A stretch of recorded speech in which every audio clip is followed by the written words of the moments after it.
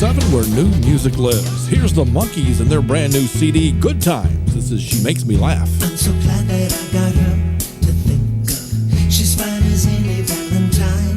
I think about her all the time. Cross my heart and hope to die. She sends me silly messages and pictures, directing traffic in the mall or posing with some brand new shoes. She never fails to surprise. She makes me laugh. She makes me smile. And I could hang out with her all day and night. She makes me laugh. She makes me cry. And I would like to be with her.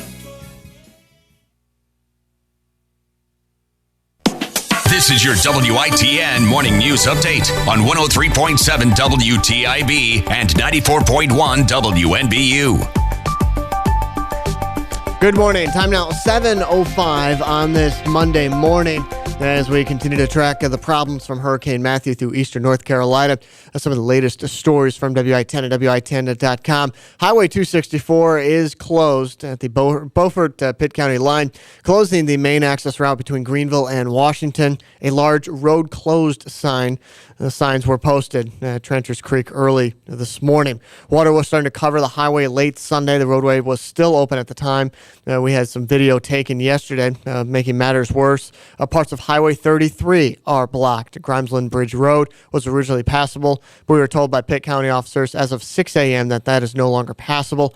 Highway 264 is also closed near Mozingo Road in Pitt County, as well as 264 alternate near Ballard's Crossroads. And the problem we're working with isn't that they are still flooded. It's because the Tar River, as it continues to crest and swell, that rising water is what's creating those problems. So new roads are actually being inundated because of the rising Tar River.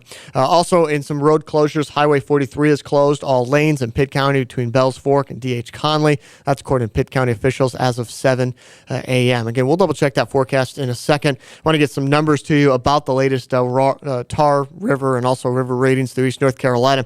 Tar River at Greenville is currently at 18.68. That is still rising. The forecast is set for 25.5. Floyd levels at 29.7.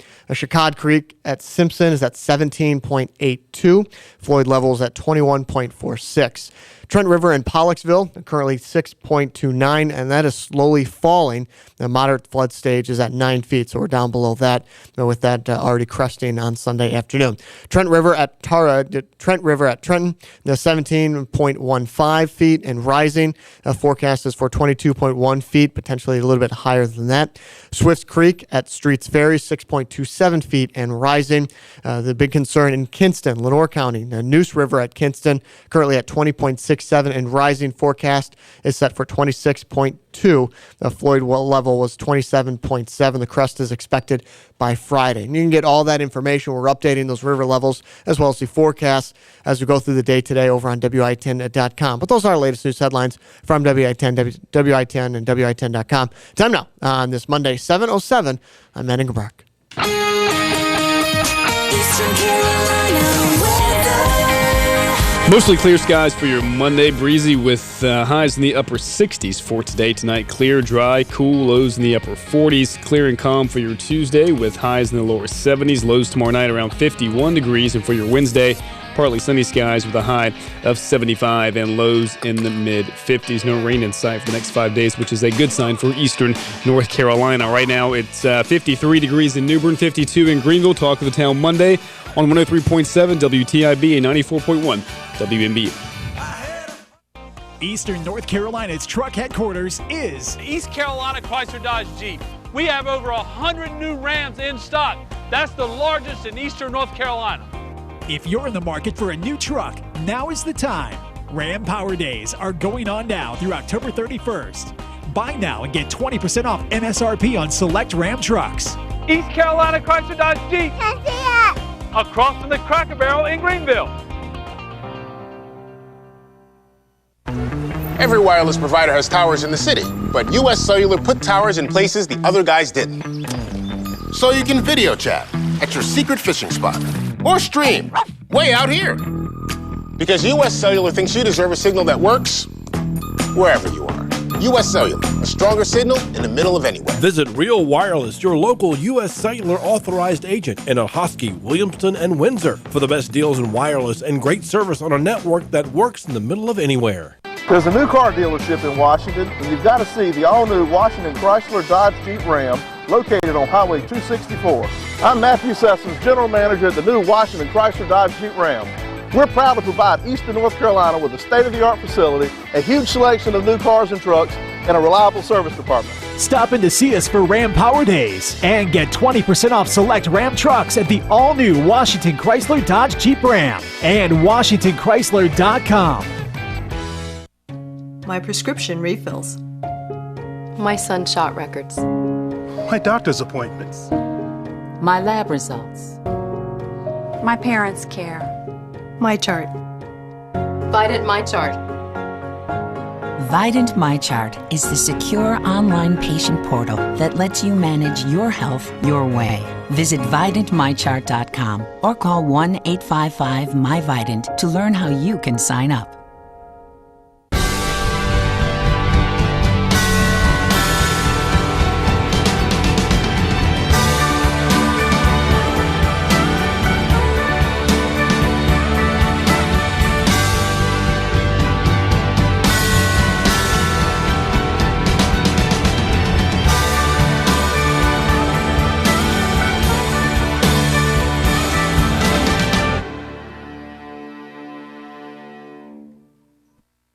Top Dog Academy is Eastern North Carolina's complete dog training facility. Top Dog provides an excellent environment for dogs of all ages with training services and work week daycare. Top Dog is located on Highway 43 South, just 4 miles from Bells Fork, and features a comfortable, healthy environment and a spacious facility for daycare and a brand new, beautiful facility for training. Call 752-8215 or visit topdogonline.com. Come on out Highway 43 South to Top Dog Academy, where we Welcome know dogs. into Talk of the Town with Henry Hinton. Everyone, why are we all standing around? Let's go. News, weather, sports, and of course, all the local info you need to start your day. You read my news!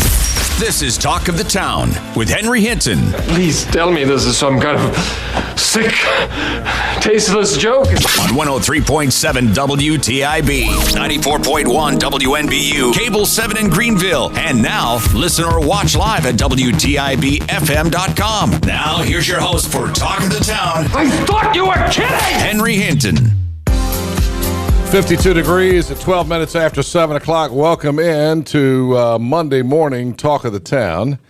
And, it's a lot to talk about this morning. Got the hurricane, got flooding, we've got the debate, we got the Pirates, we got the Panthers, we got Lions and Tigers and Bears. Oh, my. Yeah. Trent McGee in the studio. Good morning, McGee. Good morning. And I got to hand it to Matt Engelbrecht. He made it in this morning. Matt is at the news desk this morning. Hey, Matt, good morning. A long weekend. You did a fabulous job over the weekend at WITN. You and your cohorts keeping people informed. And now we have to worry about the second wave of this natural disaster, which is flooding. And it's already starting, right? We are already seeing some flooding. We need to get the full update on that.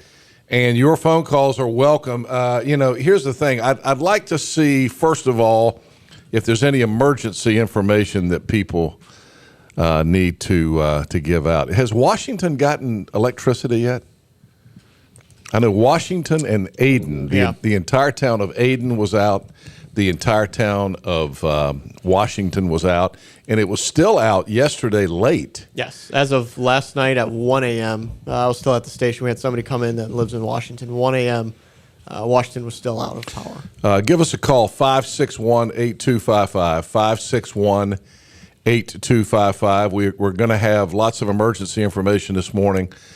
Tony Cannon from Greenville Utilities is going to be here to talk about what is going on with possible rerouting of electricity, which I was told yesterday afternoon was going to be necessary based on flooding down by the river, which, makes me wonder if Greenville may have some electricity problems. Tony will address that here on the show in a little while. Also, the governor is going to be joining us by phone.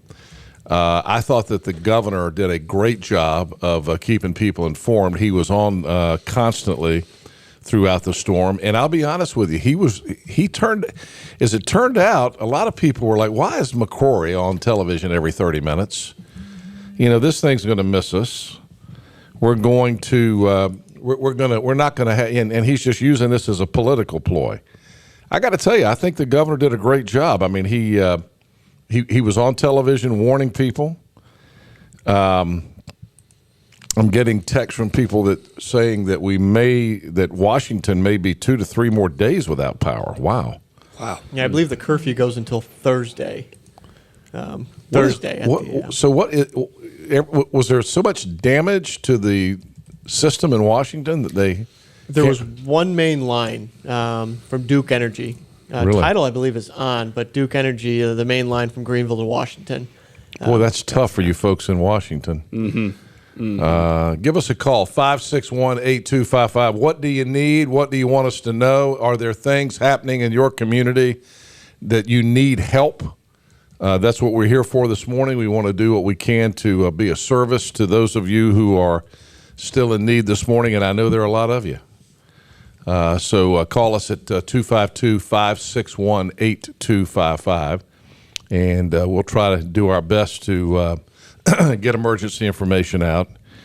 I guess the big concern right now, and I know, Matt, you weren't here in 99. Correct.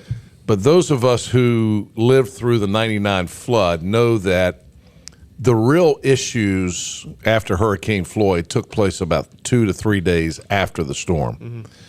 And we hadn't gotten there yet. So, Greenville actually got landlocked at that time. We actually were surrounded by water. We've already seen catastrophic flooding in places like Pine Tops.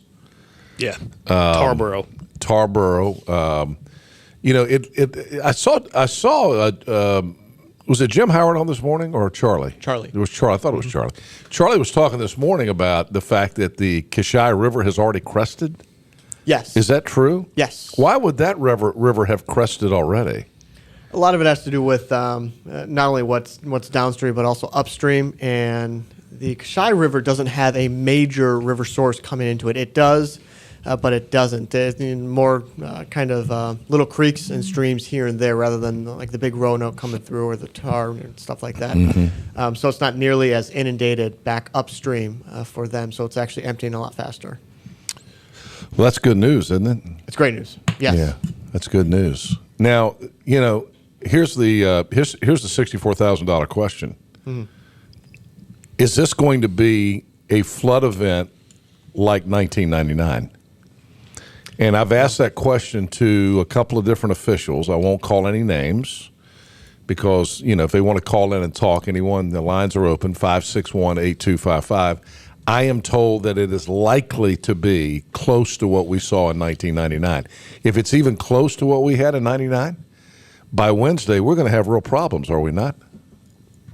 Yeah. No, at the last river levels I saw were 2 feet below what Floyd was in 99 for the Tar River. Yeah, and you're seeing it right now with the Highway 264. You're seeing what Tarboro, Princeville, Pine. They were having to get people off the rooftops in Pine Tops over the weekend. That was the creek flooding over there. Yeah, but more water is going to be coming in, though, especially that Edgecombe, Tarboro area. So it's Highway 11 in certain places. It's awful right now. Yeah. It could get worse. I'm not trying to fearmonger, but, I think people need to be ready for this. I know that they're already talking about evacuations around the rivers and streams. In fact, evacuations in Greenville. Let's see what's happening here in Greenville. I got a lot of information in email here. It's going to kind of follow through as we go this morning. The areas around the Tar River, the evacuation order has been effective immediately. Residents are asked to prepare to be away from their home for at least a week. The order applies to the following areas: residences north of the Tar River and south of Belvoir Road, to include as far east as Bradford Creek; residences south of the Tar River, which are north of First Street between Pitt and Brownlee, as well as Riverwalk and Dockside neighborhoods. Additionally, evacuations are recommended but not mandatory for areas north of the river between Belvoir Highway and Highway 264, including Countryside Estates and Oak Grove. All areas along the Green Mill Run should also be observant of conditions, and voluntary evacuation is recommended, not mandatory. A map highlighting the areas that are included in the mandatory and voluntary evacuations can be found on the greenvillenc.gov website if you have internet. Hopefully you do. And there was a 9 p.m. curfew put in effect for last night. I know that angered a lot of restaurant owners. You know, I rode out last night about 7:30, and I had to go to 3 different places just to find AA batteries. Food Lion was closed. All of the major Walmarts were closed. The gas stations were it was like a gas outage again. I mean, cars were 3-4 deep at the pumps. The lines were out the door at 2 or 3 different gas stations. Yeah. So I talked to a couple different restaurateurs yesterday who actually contacted me and said, "Why do we have a curfew?" And I'm not sure. I'm not quite sure why there was a curfew put into effect last night. Do you know, Matt? I could assume it was one of two things. One having to do with the flooding, but also if there are some more power outages throughout the area. Yeah. And I think it mainly had to do with some of the flooding in the river still coming up. Right. That might be the reason. I know that a lot of the restaurants were concerned. They got killed on Saturday, which is normally one of their big days, and then they didn't like the fact that the city put in a curfew last night. It could have also been, we did see road conditions. A lot of roads were washed out, not in town, but in some areas around town. I know I saw a couple of incidences where roads leading into the county were washed out completely. And so, did this thing come further inland than we thought it was going to? It kind of looked like it did.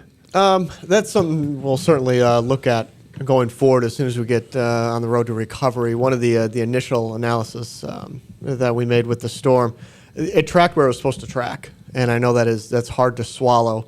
But it did track where it needed to track, and the difference was the cold front turned it into kind of a hybrid storm. It actually transitioned more to a nor'easter as we got into our Saturday night and our Sunday, which allowed the 8 to 10 inches of rainfall. We had the band set up along I-95. If you go back to Thursday and Friday, some of my forecasts are still online that called for the 8 to 10 line. What we ran into is that swath was further to the west as well. A lot greater area hit that 8 to 10 mark, which caused all the flooding problems. If you watched NC State versus Notre Dame on Saturday, you saw what they were playing through. That was where some of the forecasts were under in terms of rainfall amounts, and that's why we're seeing the flooding problems we are. Yeah, I think that the amazing thing about this, am I right about this, from my just kind of watching the news and reading yesterday, the coast of North Carolina, particularly Carteret County, for some reason was almost totally spared. Yep. There was almost nothing there, from what I'm told. There was almost no rain. I heard some areas of Carteret County got 1 inch of rain. Yep. And almost no wind. There was, I kept thinking, well, we're going to have major beach erosion. We're going to have the beach coming up over the dunes. I mean, the water coming over the dune. Never happened. Right. So that's a good thing. Yeah. And that was a really difficult thing to communicate. When we were talking on Friday, to have a system like this come through and tell people that the strongest winds are actually going to be inland, the heaviest rain is going to be inland, even though it's going to be tracking close to our coast, one of the hardest things to communicate. And the other side of it is 8 to 10 inches. Unless you've been through an event where you see 8 to 10 inches on top of saturated ground, it's really hard to grasp until you're actually in the middle of it. And Saturday, it was certainly scary, not only for what was going on in our community, but also a lot of Eastern North Carolina residents as well.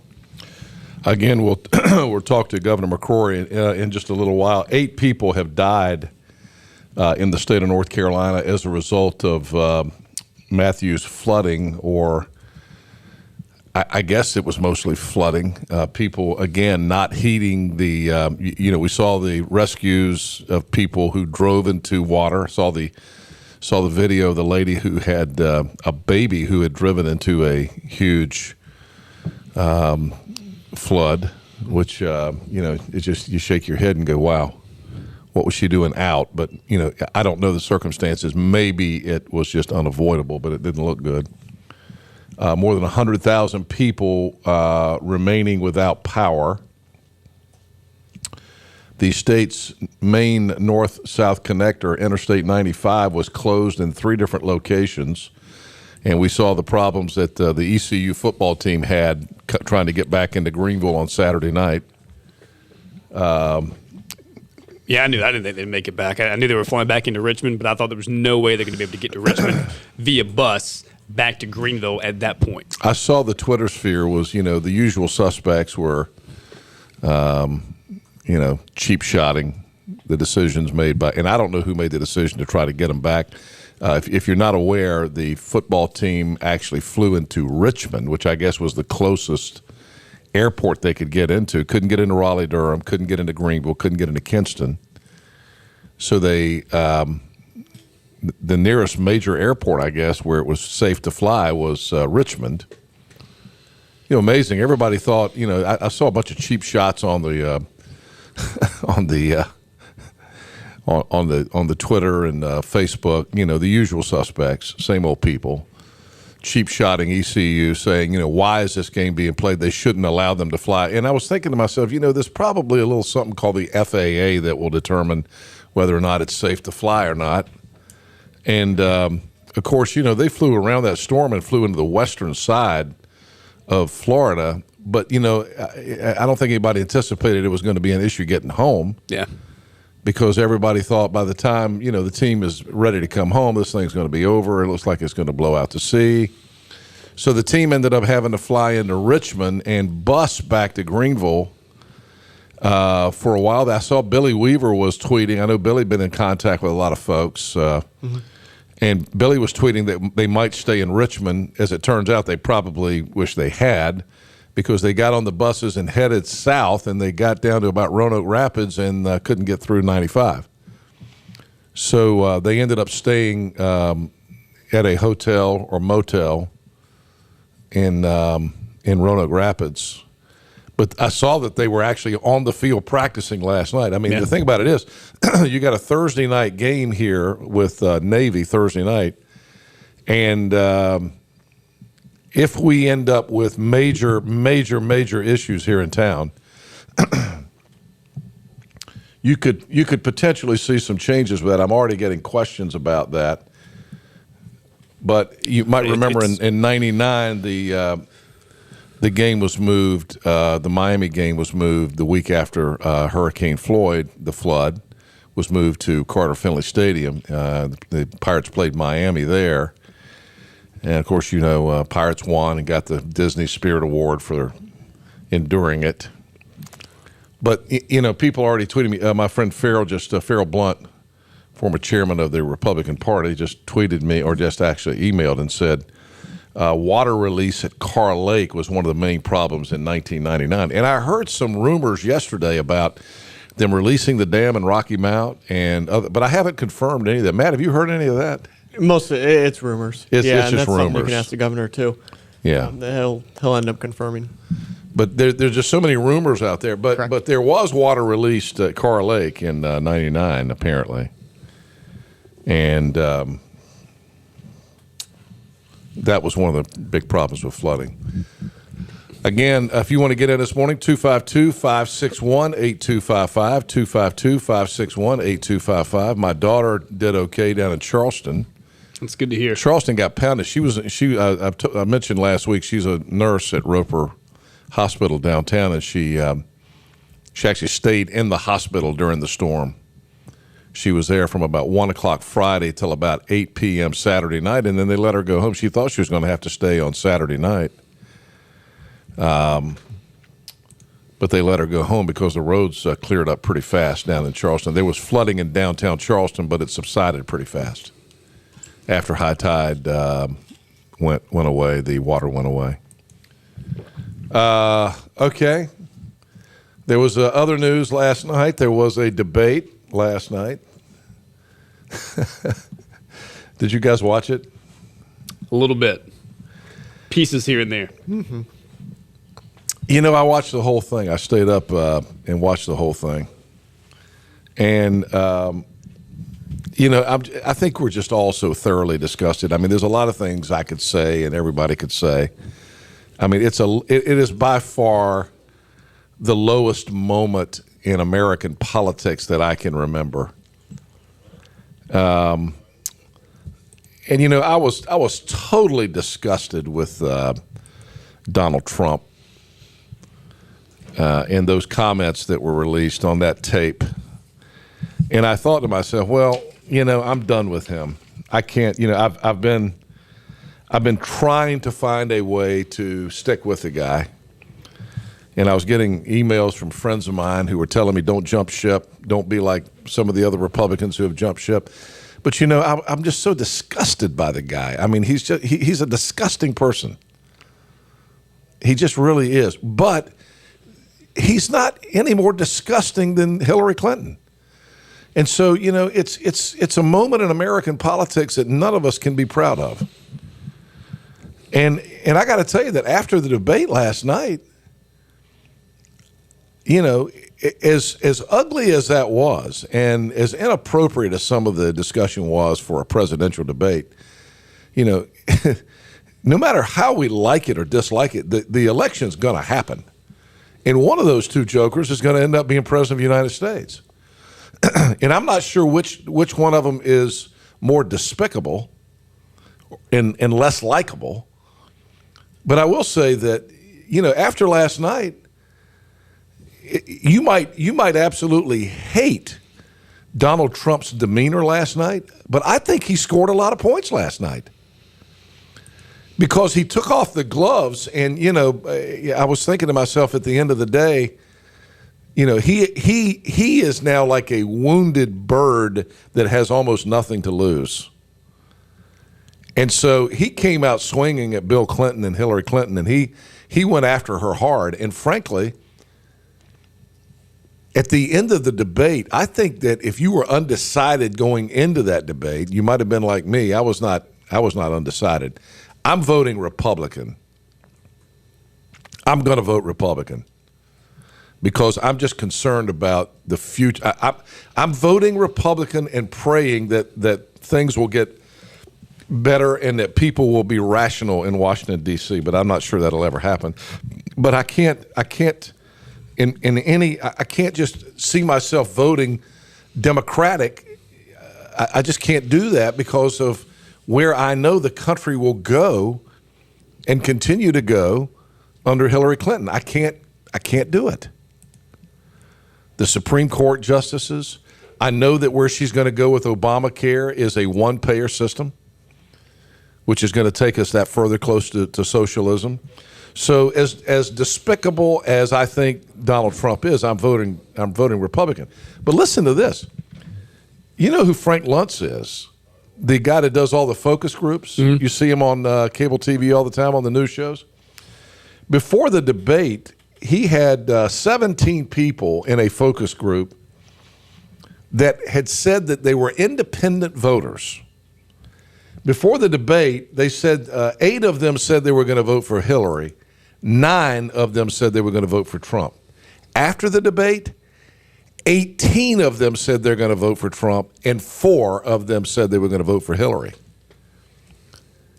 Now, these people were supposedly independent voters, had not made up their mind, but they were leaning. 8 of them were leaning Hillary before the debate. 9 of them were leaning Trump. After the debate, 18-4 Trump. So, my guess is that Trump is going to end up getting a pass. I mean, those of us, I'm almost as embarrassed as a male to have him up there saying, well, it was locker room talk. It was locker room talk. Look, I've been in locker rooms. You've been in locker rooms. I've heard it all. I haven't ever heard. There's always that one guy that goes too far in the locker room, isn't it? Oh, yeah. There's always that one guy that you just everybody just kind of goes, oh, geez. Is he saying that again? Oh, gee, listen at that. Oh, come on, man. That's too much. Even that guy, I've never heard say stuff like Trump was saying all that. I mean, it's despicable. You can't defend it. There's no way to defend it.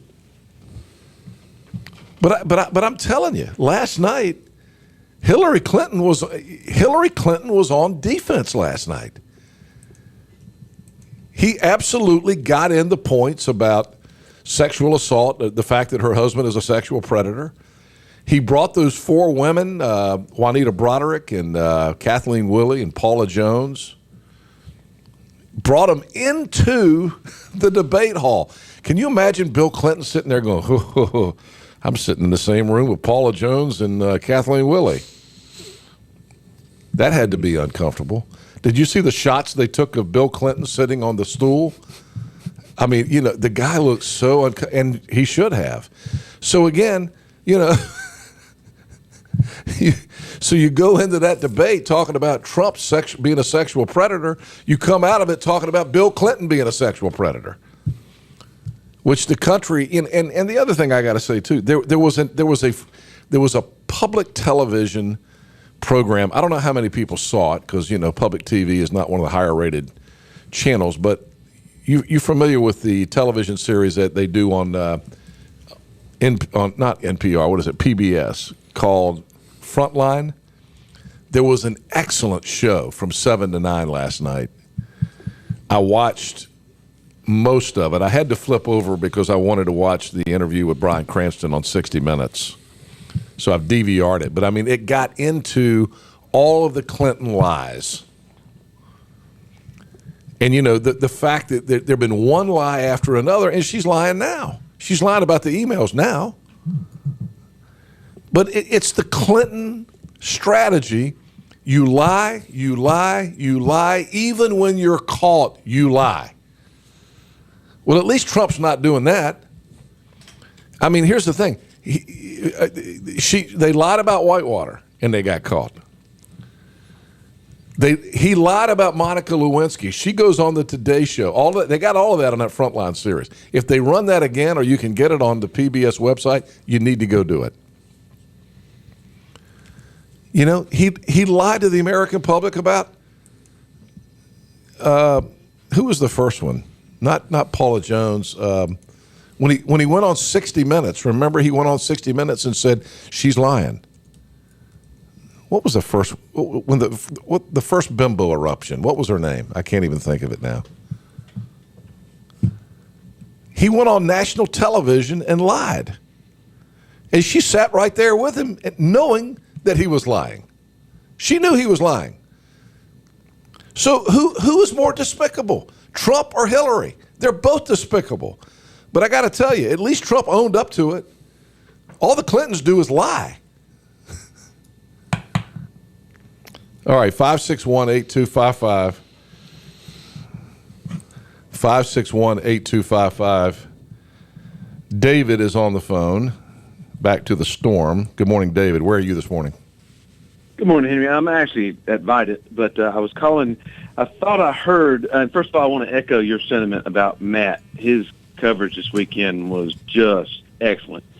But I thought I heard him as I was coming in reading that Bell's Highway 43, somewhere between Bell's Fork and D.H. Conley, was blocked off. And I just wanted to confirm. I drove in that way this morning, and it seemed fine to me. I live in the last neighborhood before D.H. Conley on 43, and as I was turning out, I saw people coming from that Worthington traffic light, and they didn't seem to be avoiding any water. So 43 coming in, at least that far anyway, I can confirm seems to be good to go. And, of course, subject to change because water's still rising. Sure. But for now, you think that 43 is open. That's where I came in this morning. It was high and dry this morning. Thanks for letting us know. By the way, thank you for that call, David. 561-8255. What's the situation between Greenville and Raleigh? You know what? I just got a text about that because somebody call us and let us know. 561-8255. A listener was taking Richard Allsbrook was taking his daughter back to Meredith, and he's taking exit 49 the old way through Wilson. So you cannot get down to Michael. You drove in this morning. Yes. What did you experience? Exit 40 to about exit 49 is blocked. There's a creek right near 264 that was blocked. So you could not get in all the way on 264. Right. You have to go through Wilson, and then a little bit. You got to weave your way through Farmville. So other than that, it was okay. And of course that's likely to get worse. Now it looked like westbound was fine, but the eastbound coming in, we had to weave around Farmville.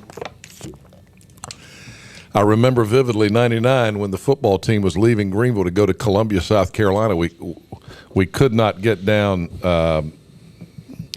We could not get down 264. Had a police escort that they had found a way for us to get out of town, and we were weaving through all sorts of bunch of country roads when those buses. I was behind them driving, and it was a mess. HB, good morning. How are you? HB, you there? Yes, I am. How are you? By the way, the name I couldn't think of was Jennifer Flowers, and I've had about 20 people text me or tweet me. Go ahead. No, I was calling about getting from Raleigh to here, from here to Raleigh. I went there and back yesterday, and it was difficult first thing in the morning and more difficult coming back. And I just heard that Mazingo Road on 264 is as far as you can get right now. Huh. When I came back last night, we ended up having to go all the way down to 903 in front of Sheriff Vanderford's house and forking off and heading to Aden. And the water was even rising then. So a little bit and tricky. probably still going to rise till about Wednesday. Yeah. So this is going to get worse before it gets better. That's for sure. It is. But anyway, it was it was 2.5 hours to Raleigh and a little bit longer than that getting back. So, well, HB, it used to take us that long back in the 70s. That's right. It was about that long when I moved here, and now it's an hour and a half. So it's beautiful. All right. Thank you. Stay safe. Appreciate you. Thank you, HB. According to our story, Ballard's Crossroads is the alternate route that you can take to get through where you're just which is talking about. 264A. Correct. Yep. Up through Frog Level and out that way. Mm-hmm. Still open at this moment. Yep. But you know that area also is near Contentnia Creek. Right. So watch out for that Yep. flooding also.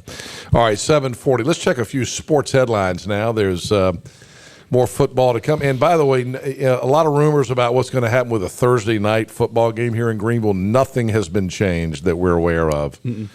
And, of course, I'm sure there'll be some discussions about that today. But here's McGee on sports. And we'll begin with Week 5 scores from the NFL and the return of Tom Brady. Patriots beat the Browns 33-13.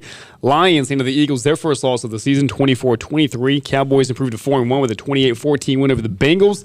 And the Vikings, they're now 5-0, the NFL's only unbeaten team. They beat the Texans 31-13. Packers topped the Giants 23-16 in Sunday Night Football. Tonight, 1-3 Tampa Bay visits 1-3 Carolina. Cam Newton will not play. Derek Anderson will get the start at quarterback. Carolina also will be without running back Jonathan Stewart, left tackle Michael Orr, and number 1 cornerback James Bradbury. Kickoff set for 8:30 tonight from Charlotte. Pre-game coverage begins at 7:30 here on 103.7. And ECU dropped its 4th straight contest on Saturday, 38-22 to South Florida. Pirates have a short week with Navy coming to town on Thursday for a 7:30 kickoff. All right, 7:41. Jordan is on the phone with more information about 264. Good morning, Jordan. How are you? Hey, how's it going? Good. I'm on 264 going to Washington from Farmville, and the Zinga Road, that's clear now. You can get through 264 there.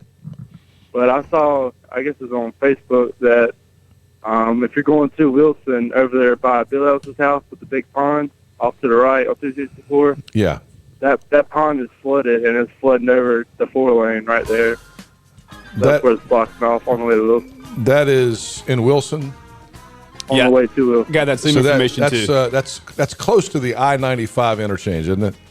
It's pretty close. Yeah, I know exactly where you're talking about. Yeah. All right, thank you, Jordan. All right, I would highly suggest that if you have to travel out of town today, you better check your route and make sure that it's open, and also make sure you can get back home. That's the other thing. 7:43. It is 17 in front of 8 o'clock. Matt's got news headlines next. The governor is going to join us for an update shortly. Also, Tony Cannon from Greenville Utilities live in the studio right after 8 o'clock to give us the very latest on flooding in the area. We'll be right back. Brand new Camry SEs, $199 a month during Greenville Toyota's model year-end savings event. The 2017s are here and the 16s must go. Camry SEs only $199 a month. Plus, get our advantage at Greenville Toyota, where our volume saves you money. My prescription refills. My son's shot records. My doctor's appointments. My lab results. My parents care. My chart. Vidant My Chart. Vidant MyChart is the secure online patient portal that lets you manage your health your way. Visit VidantMyChart.com or call 1-855-MyVidant to learn how you can sign up. That's a tough shot. You're right. Can't bear to look.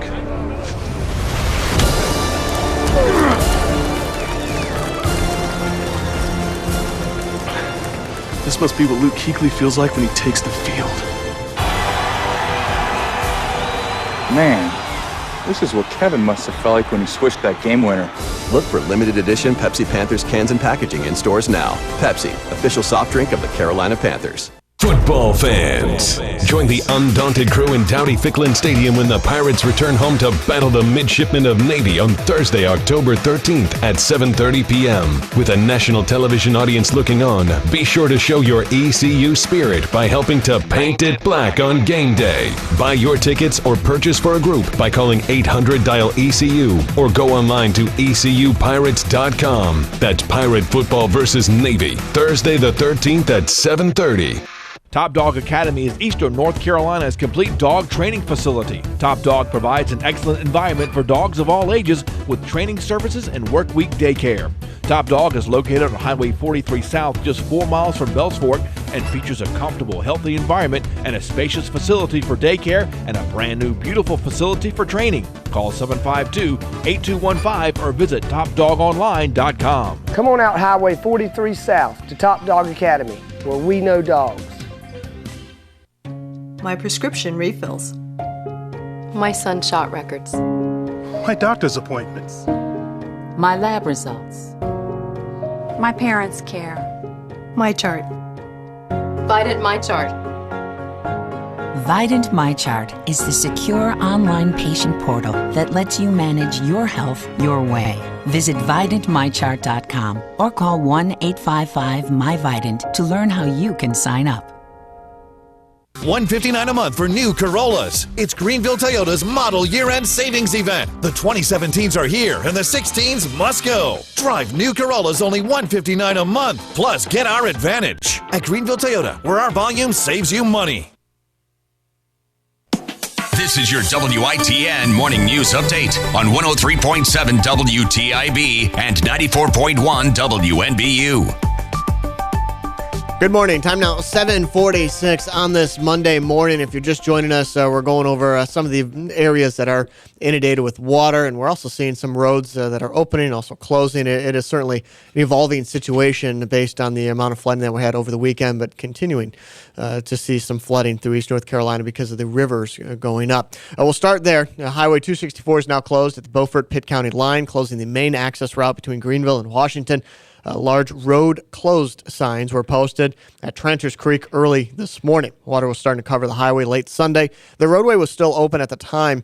A video was taken last night. They may be seeing on WITN, but now has since been closed. Making matters worse, parts of Highway 33 are blocked as well. Grimesland Bridge Road was originally passable, but we were told by Pitt County officials as of 6 a.m. that it's no longer passable. Highway 264 is also closed near Mazinga Road in Pitt County, as well as 264 alternate near Ballard's Crossroads. And because of that river going up, we're looking at changing situations as we go through the rest of the morning. Highway 43 is closed, all lanes in Pitt County between Bells Fork and D.H. Conley. We had a caller that said that might be open by now. This was according to Pitt County officials as of 7 a.m. Another note I want to pass along, we were talking about the trip between Greenville or the east and Raleigh. The road closed. This is according to Google Traffic, of all things. The 264, right where it turns into 795, is closed. That's near Wiggins Mill Road. It's closed there. There is an alternate route, certainly a way you can get around, but it's closed there all the way up to about 42, and what the route is going to do is take you actually around that closure. So just make sure you keep that in mind if you're going to be taking the trip westward towards Raleigh. Of course, so we are updating you on some of the river levels through the area. The full list is over on WITN.com. We're being very diligent about updating those river levels as we go forward. Just a couple from there, including the Tar River at Greenville is currently at 19.06 and rising. The forecast is set for 25.5 Floyd levels at about 29.7. We got Trent River at Trenton, 21.6 feet, and rising, forecast for 22.1 feet. Neuse River at Kinston, currently at 20.91, and rising, forecast for 26.2. Floyd levels 27.7. Those are our latest news headlines from WI10, WI10.com. Time now, this Monday, 7:48. I'm Matt Ingerbrecht.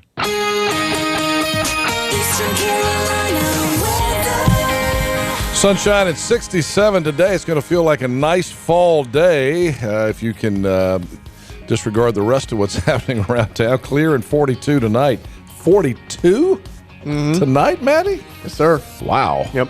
Sunny at 69 Tuesday, 72 and sunshine on Wednesday. Sunshine all week, looks like. Yeah. So that's the good news. Current temperature right now is 51 degrees. Wow, kind of chilly, but we're going to get down to 42 degrees tonight. News and weather, a service this hour from Suddenlink. I tell you, I don't know what I'd done without Suddenlink this weekend. It stayed on all weekend. I was very happy. I was a happy camper. So we got everything on TV, and my wife and I even went to video on demand and pulled up a movie and watched it on Saturday night. What was the name of the movie? It was. What's the name of the movie? It was a Nick Jonas movie. What? Nick Jonas? Yeah, Nick Jonas. Would you have the kids over? No, I mean it was trust me, it was an adult movie. Huh. I'm not going to trust you on that. Oh, I know. It was called Careful What You Wish For, I believe. Oh. Something like that. It's about you have to, I'm not even going to go into it. Anyway, great opportunity right now. Suddenlink, get 50 meg internet for just $39.95 a month. Go to Suddenlink and call 866-432-1184 or visit suddenlink.com for more information. Suddenlink.com. Don't forget about the unlimited data plans, incredible speed and unlimited data at incredible prices during the Go Switch event at Suddenlink. Call them today at 866-432-1184. Okay, Governor McCrory live coming up after the top of the hour. Also, Tony Cannon from Greenville Utilities. What are we in for in the next few days? Flood levels are rising. By the way, if anybody knows the answer to this question, my friend Tommy has texted me and says he's trying to find out if it's safe to drive from Kinston to Wilmington through Jacksonville. His daughter's trying to get there today. And I think, Matt, I don't want to tell Tommy something wrong, but there just really there wasn't much rain down that way, so that's probably, is Onslow County okay? Yeah, from what I'm seeing, the only problem is if we do get rivers coming up based on what's flowing down, because everything is going towards the ocean. All right, very good. 7:51, we'll be back. Eastern North Carolina's truck headquarters is East Carolina Chrysler Dodge Jeep. We have over 100 new Rams in stock. That's the largest in Eastern North Carolina. If you're in the market for a new truck, now is the time. Ram Power Days are going on now through October 31st. Buy now and get 20% off MSRP on select Ram trucks. East Carolina Chrysler Dodge Jeep. Across from the Cracker Barrel in Greenville. That's a tough shot. You're right. Can't bear to look.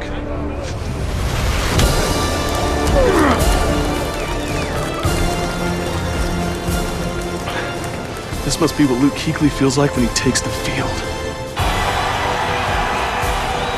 Man, this is what Kevin must have felt like when he swished that game winner.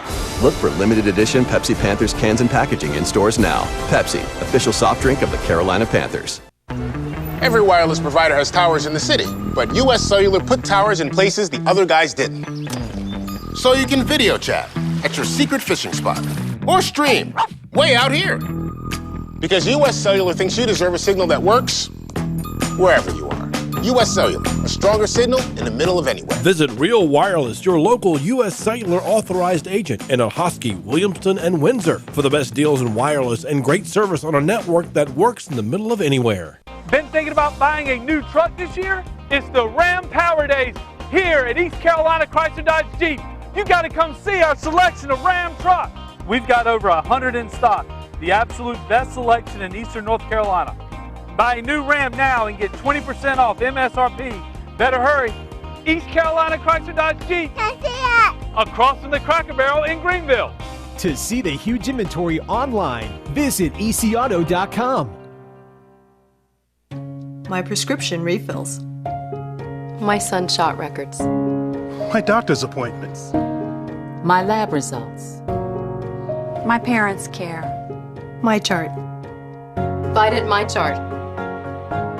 Vidant MyChart is the secure online patient portal that lets you manage your health your way. Visit VidantMyChart.com or call 1-855-MyVidant to learn how you can sign up. Top Dog Academy is Eastern North Carolina's complete dog training facility. Top Dog provides an excellent environment for dogs of all ages with training services and work week daycare.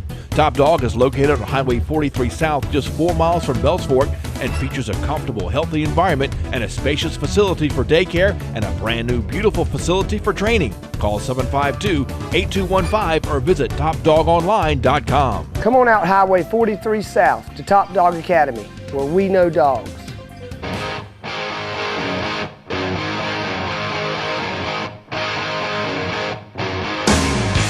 Death toll in North Carolina, 9 people now. And there are still 5 people missing. That death toll is going to rise as we continue coverage of Hurricane Matthew here. We are with you this morning. If you want to get in, 561-8255, 561-8255. The biggest problem, of course, right now is the lack of power and the fact in many areas, including Washington, we are told, could be out several days. Greenville did not lose power in most areas. I'd never lost power at my house. Tony Cannon from Greenville Utilities is about to be on with us right after the top of the hour, and the governor is going to join us for an update on what's going on statewide as well. So stay with us as we continue our coverage of Hurricane Matthew. Meanwhile, a friend of ours, Ann, is asking, someone needs to go to Havelock today. Is 43 still out, and is there another good way to go? And we just heard that 43 is okay up around D.H. Conley area, right? Correct. Beyond that, we don't know. If anybody knows anything, call us at 561-8255. I would just say this, because an area, I'm telling you, in 99, 43 flooded, because I remember my wife and kids and her mother and my 90-something-year-old aunt actually got down 43 to go down to the beach to stay before the floodwaters covered 43, but they eventually did cover 43. Yeah. 43 was covered in 99. 264 was covered in 99. Certainly Highway 11 going north was covered. I mean, Greenville got pretty much landlocked, surrounded by water in 99. I've asked the question, is that going to happen again this week? And the answer that I've gotten is no one knows, but it very well could. That is what we'll talk about with Tony Cannon when we come back after the top of the hour. It's the 3 minutes in front of 8. Brand new Camry SEs, $199 a month during Greenville Toyota's model year-end savings event. The 2017s are here and the 16s must go. Camry SEs only $199 a month. Plus, get our advantage at Greenville Toyota, where our volume saves you money. Every wireless provider has towers in the city, but US Cellular put towers in places the other guys didn't. So you can video chat at your secret fishing spot or stream way out here. Because US Cellular thinks you deserve a signal that works wherever you are. US Cellular, a stronger signal in the middle of anywhere. Visit Real Wireless, your local US Cellular authorized agent in Ahoskie, Williamston, and Windsor for the best deals in wireless and great service on a network that works in the middle of anywhere. Pitt County has a strong voice in Raleigh, and it belongs to State Representative Dr. Greg Murphy. As the only medical doctor in the state legislature, Dr. Greg Murphy is using his decades of real-world experience to help find common-sense solutions that protect our hospital, our schools, and our university. That's why so many of your friends and neighbors are saying, it's good to have a doctor in the house. Dr. Greg Murphy for NC House. Football fans, join the undaunted crew in Dowdy-Ficklen Stadium when the Pirates return home to battle the Midshipmen of Navy on Thursday, October 13th at 7:30 p.m. With a national television audience looking on, be sure to show your ECU spirit by helping to paint it black on game day. Buy your tickets or purchase for a group by calling 800-DIAL-ECU or go online to ECUPirates.com. That's Pirate football versus Navy, Thursday the 13th at 7:30. There's a new car dealership in Washington, and you've got to see the all-new Washington Chrysler Dodge Jeep Ram located on Highway 264.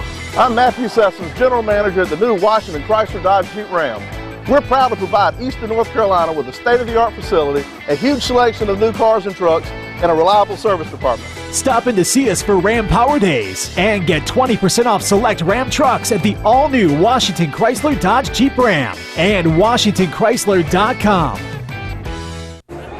That's a tough shot. You're right. Can't bear to look.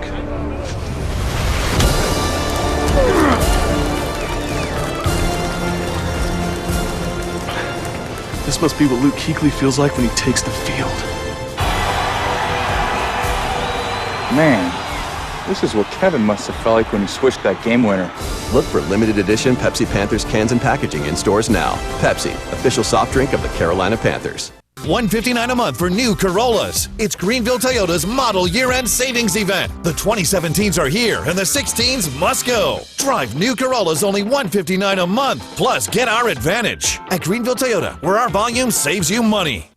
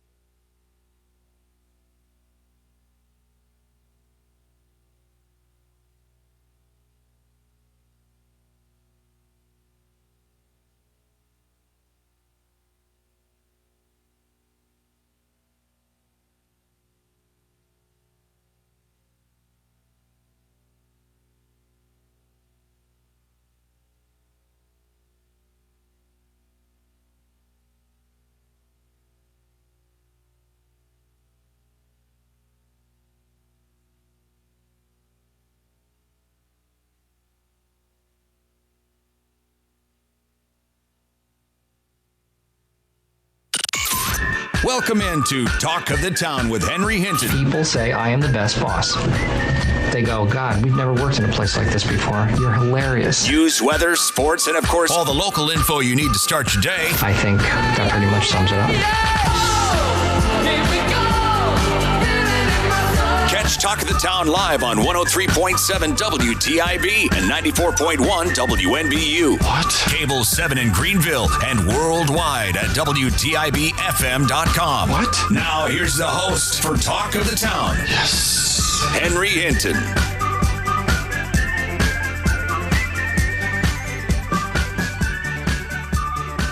Talk of the Town, Monday morning. Welcome back. It is our continuing coverage of Hurricane Matthew, the aftermath, and what is still to come. If you were around in 1999, you know that there was more problems after the storm, 2, 3, 4, 5, 6 days after the storm than there were during the storm, and that is very likely going to be the case here, although I know that we've had 9 people die in North Carolina. The governor is going to join us by telephone here in a few minutes, and we'll get an update on expectations. But right now, live in the studio here at 6 minutes after 8, my friend Tony Cannon, who's the general manager of Greenville Utilities, is here. And Tony, good to see you. I know it's been a long weekend, and I know you're glad the storm is over, but the issues are not over, I'm sure. How are you this morning? I'm doing great, Henry. Thanks for having me on. First of all, we're hearing major power outages in places like Washington, Ayden, some other places across the state. It appears that Greenville actually fared pretty well. I know there were some outages, but we did pretty well in Greenville, did we not? We did. We had about 8,500 people out at the height of the storm, late Saturday into early Sunday morning. We were able to get most of those back on by Sunday morning, and we worked through the night, Saturday night. We worked all day yesterday. We worked all night last night. Yeah. And we're down to just a couple of dozen folks now that we're still checking to make sure they do have power. We know that a couple of those don't. They're really hard to get to because of flooding, and they're hard to get to because of debris that's in the way. And I know people get frustrated when they don't have power, but we need to say a word of thanks to people like you and your folks. We need to say a word of thanks to people like my folks. Yeah. They go out in harm's way. You were high and dry, but you had people out there working in the elements. We had the absolute best. Duke's having some very serious problems on their system, and that's why you have folks like Washington and Ayden right now without power. The transmission system for Duke took a beating, and it is actually impacting us. Was that wind related? It's wind related, yes, and flood related. Down around the Fayetteville area, the lines coming out of the Brunswick plant are in bad shape. What can you tell people down in Washington that are listening? I know it's not your area and it's not your responsibility, but what are you hearing about when power might get restored? Duke has a ton of crews working on this. They brought in folks from out of state. They brought in additional crews and contract crews. They're working on this diligently. We've actually been working with Duke. We're fed from one of the transmission lines. Our 230 East Station, which is on Mumford Road, is fed from the Kinston line.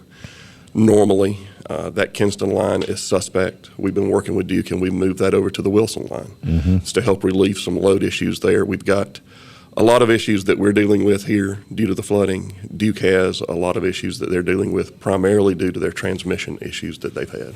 All right, you mentioned Mumford Road, and of course in 1999, people will remember that the main power substation for Greenville, or the main power plant for Greenville, was on Mumford Road. And of course, that is right by the river, and it is north of the river, the area that floods.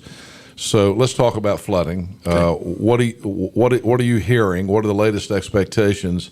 Are we looking at an event similar to 1999 when it comes to flooding? I heard a very reliable meteorologist on the way in say that we're looking at about 25 and a half feet, which is below the 1999 levels. However, that is well into that substation. So we started working on mitigating what's going to happen there Saturday night as soon as we saw the floodwaters coming. As soon as we got the first word that we were going to be having flooding in that station, we started working on mitigating what's going to happen there. And we've had crews working at that station quite regularly, switching load. And you may know this. What does switching load mean? It means that we're moving load from that station to another station. Away from Mumford Road? Away from Mumford Road. We have now a second point of delivery substation over near the hospital. I was going to ask you, what changes in the system have been made since 99? A lot. Yeah. We've raised a lot of the switch gear that we had at Mumford Road, which is good. We got that out of the floodplain. Some of the components there we could not move. Some of the controls there we could not move. Just physically, they could not be moved. They're still in the floodplain, but as we did in 99, we're going to be bypassing some of those controls. And we've also got now the new transformer over at the 230 West station near the hospital on McGregor Downs Road. We've transferred load from Mumford Road over there. So we normally operate 3 transformers at Mumford Road. We've closed one of those transformers and we've moved that load over to the hospital. Another thing that we're working on right now is we had our staff Saturday night get in touch with Dominion Power. Dominion has a transmission line that comes through our area. It has been out of service for a number of years. And we contacted Dominion, asked them to inspect the line, and asked them if we could tap onto that line for a backup for about a quarter of our system load. What this would allow us to do is if for some reason we lose Mumford Road altogether, it would take the system down probably for 30, 45 minutes while we transfer all the load over to the hospital station. And once we get that 230 West station up and running, we would also open up the switches with Dominion Power, and we would be taking power from Dominion for about a quarter of our system load. This would allow us to serve the industrial park, the hospital areas north of the river. The real point, I think we've got a couple of points of vulnerability that we're going to be working on, that we're concerned about. We're going to be watching really closely. One is we had to move that line, the 230 East station, from the Kinston transmission line over to the Wilson transmission line. That means that both the 230 West and the 230 East station are being fed from the Wilson transmission line. If something happens to that line, then we're out of power. We don't anticipate that being the case, but our customers should be expected that if something were to happen to that Duke transmission line that comes from the Sharon Harris, from the Raleigh area through Wilson, then we will be without power for some period of time. If something happens on our system, then we have flexibility. We can take power from the 230 West station, and we can take power from Dominion, and we can serve our area. We do have some substations in very low-lying areas that are of concern. We're switching that load around today, and we're taking elevation shots to see just how high we think that floodwater is going to get on some of that switch gear. And we'll take the appropriate steps to make sure that we can provide, as long as we have our grid up and running and Duke's providing us power, we're going to get power throughout the system. The other area where we have concern, we had concern last time, is our water treatment plant. And we have done a lot of flood mitigation at the water treatment plant. People have to have water. They can go without power. They can't go without water for very long. We have built a berm around that plant. We are staging crews at the plant with sandbags if necessary. We have pumping capacity at the plant now, and it's in, I would say, 10-fold, maybe 100-fold better shape than what it was in 99. We're in much better shape than what we were there. So just to recap, if you're just joining us, this is Tony Cannon from Greenville Utilities. The short version of this is, as the floodwaters rise, could end up being a problem with the Mumford Road system that at some point is going to be flooded. You know that already. Yes. Well, there's water in the station today. Yeah. So, and it's rising. And it's rising. So, and it's not expected to crest. What, Matt, I believe the Tar River is expected to crest sometime Wednesday, right? Looking like Wednesday, and then unfortunately it's not going to just fall back down to normal. It's going to be up near 24, 25 through Thursday and a little bit into Friday too. So 25 feet is what we're looking for, and Floyd, I believe, was something like 29 feet. Correct. Floyd was 29 feet. Yeah. So how much difference is that for people living in flooded areas? Is 4 feet going to make a huge difference, or is it going to be very much like we had in 99? Well, I mean, it's for us at our operations center, it's the difference between water up to your shoulders and water to your chest. I mean, water to your belt. You're flooded. Right. We had to evacuate that operations center yesterday. Right. So once you have to shut Mumford Road down, what I hear you saying is you still have ways to keep power coming into Greenville unless we lose the power line through Wilson. Correct. You are correct. Now, if that line gets lost, we're out of power? Then we're out of power until Duke gets there. It doesn't matter whether you've got the Dominion line or not. We'll be able to serve certain parts of the system through the Dominion line. We'll be able to serve a few parts of the system through generation that we have scattered throughout the system. We've got about 40 megawatts of generation. So to put it in perspective, if we had 100 megawatts, 60 from Dominion, 40 on our generating side, we were to run load management, take another 50. That's about half the system. Right. We could serve. So Greenville could lose power. We could. Could lose power. We could, but we're going to do everything in our power so that does not happen. What situation would occur that would create a problem for the Wilson line? Would it just be massive flooding? Typically not flooding on that line would be the issue. It would be something catastrophic that would happen to the line, such as a tree falling over on the line. And if that was going to happen, it would likely have happened already. So you're pretty optimistic that's not going to happen, but what I hear you doing is warning people that it could happen. People need to be prepared. Yeah. This is a serious situation, and folks need to be prepared for this. They need to be prepared that they could lose power. We don't anticipate that being the case. We're going to do everything in our control not to make it the case, but they need to be prepared. Yeah. And if power did go out, of course we can talk about that when it happens and have you back on. I'm sure you'll be keeping us updated. But if it does go out, are we talking about a matter of hours or could it be a matter of days? It depends on what it is that takes it out. Yeah. What we're hearing is that Duke has several dozen problems on transmission systems throughout North and South Carolina, and they're working those systematically from the generating stations out into their transmission area. I mean, Aden, I'm just getting a text here from someone who lives in Aden. They're out of power. Yes, they are. Aden is out of power. That's coming from Duke. Yes. Washington's out of power. They're coming from Duke. Correct. Yeah. So we've got issues. Yeah. You know, the other issue we hadn't talked about is our operations center. Yeah. And, you know, irony is a funny thing. Tonight, the city council votes to approve us purchasing property to build a new operations center. And yesterday we moved out. Yeah. It's is that because you're in an area where's the operations center? Mumford Road across from the substation. That's on Mumford Road also. Yeah, it's in the floodplain the entire. But you know, speaking of Mumford Road, I remember back in '99 that you had guys out there sandbagging, but haven't there been some improvements made to that? But I guess you just can't do anything once you're in the floodplain. You're in the floodplain. If you're there, it's going to flood. It's going to flood. There's no way to keep that plant from flooding. No, we could. I mean, we could burn the plant site, the operation site, similar to what we did with the water plant, but then we can't get to it to operate. The problem is all the roads going to that Mumford Road Operations Center are flooding, and we can't burn and we can't deal with that, so we have to relocate that facility. We worked with folks throughout the community to stage equipment, personnel, and materials. Mm-hmm. We had to empty our warehouse. We're finishing that today. That was a Herculean task that our folks grabbed and they ran with it while we had other folks restoring power. So I'm very proud of the way our team performed. Right.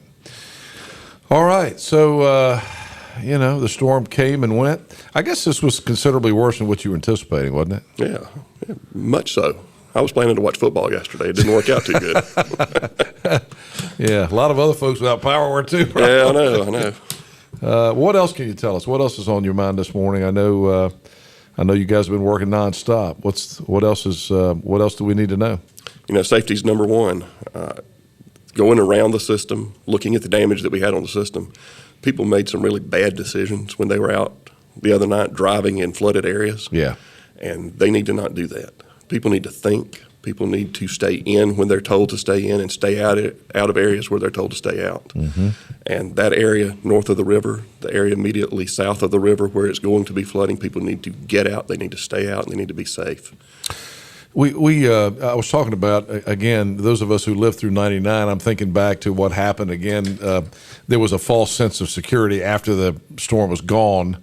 I'm sure people who have not anticipated major flooding, have never dealt with it before, don't really know exactly how bad it can be. And, of course, this community was paralyzed in 1999 because there was no way to get in to Greenville, there was no way to get out. So you think about that, food supply, water supply. Remember, the military was actually flying in water and those kind of things.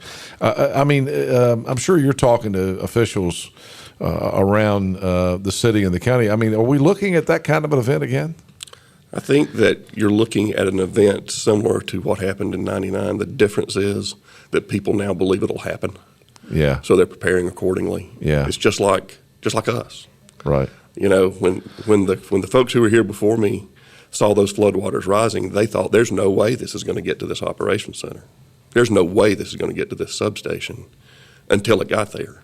And then you had to deal with it. So you were doing the things that we did yesterday in the dry in waist deep water. And of course, we kept hearing the term in 1999, 500-year flood. It turned out it was a 17-year flood. Well, it turned out it might have still been a 500-year flood, but the 500 years started over. Who knows? Well, and again, it's not going to be quite as high. The water's not going to crest as high as it did in 99. But, just never really thought we would be dealing with this again this quickly in Greenville, I didn't think, or other areas in eastern North Carolina. No, and it's important that you do what you're doing today. I appreciate you letting me come on today and talk with our customers about what we're trying to do. But, informing the public and making them aware of the dangers that are out there are huge. That's what you and that's what Matt and that's what others around here are doing to try and keep that line of communication open and keep people safe. In the greater scheme of things, a football game is not that important, but there is a football game scheduled on Thursday night here, and I did text Jeff Compher just now and ask if there's any alteration of the schedule for this week, and his response was not at this time. Man, it's the Navy coming in. They can handle a little water. Well, they got to get in, though. That's true. They got to get in, and other people have to be able to get in. And, of course, ESPN is scheduled to be here live. And, in '99, they ended up moving the game to Raleigh. And we ended up winning, right? But we did end up winning. The main reason I think that game was moved, as I recall, you were here, weren't you? No, you weren't. In 2006. As I recall, the main reason that was because of electricity. That was one of the main reasons that the game had been moved to Raleigh, because there were still so many people without power. I think that was part of the reason. I think a bigger reason was the team wasn't here. The team couldn't get back because of the road flooding. Yeah. Well, that's what I've heard. That's true. I mean, I was with the team at that time. I got back. You got back? I did get back, but the team had some issues getting back. I'm trying to remember. I actually believe I flew back. As I recall, I flew back that night. I drove down there with the team in a car behind the buses, but I'm trying to remember now. I believe that there were several of us who were able to hitch a ride on an airplane ride to get back to Greenville, but the team, of course, stayed in Columbia for a week. Yeah. I was doing the radio for ECU back in those days, and I mean, it could have been me down there for a week, but I was able to get back. Let's see. Steve Hawley, your flack, is saying to remind people that the main office is closed and to tell the customers to go to your express office. Oh, yeah. Our main office is closed today, so if you have to transact business with us, please go to the express office. Which is Greenville Boulevard. Across from Olive Garden, yeah. Right, across from Olive Garden. All right, great. Yep. Anything else? No, sir. Thank you, Henry. Thank you, and please, Hawley got upset that I called him a flack. Steve is doing a fantastic job for us. He's a good guy. Thank you, sir. Thanks to your. Please give your folks a thank you and pat on the back from all of us. And I know it's going to be a long week. And I know you'll keep me posted. So we will. If you'll allow us, we'll come back and we'll give updates along the way. Absolutely, please do. Tell the governor to answer the phone when we call, because if we're calling, we need something. Okay, very good. Thank you, Tony. Thanks, Henry. Tony Cannon from Greenville Utilities. All right, 23 after 8. Let's get a break, and the governor will join us on the phone in just a few minutes. Brand new Camry SEs, $199 a month during Greenville Toyota's model year-end savings event. The 2017s are here and the 16s must go. Camry SEs only $199 a month. Plus, get our advantage at Greenville Toyota, where our volume saves you money. My prescription refills. My son's shot records. My doctor's appointments. My lab results. My parents' care. My chart. Vidant My Chart. Vidant MyChart is the secure online patient portal that lets you manage your health your way. Visit VidantMyChart.com or call 1-855-MyVidant to learn how you can sign up. That's a tough shot. You're right. Can't bear to look.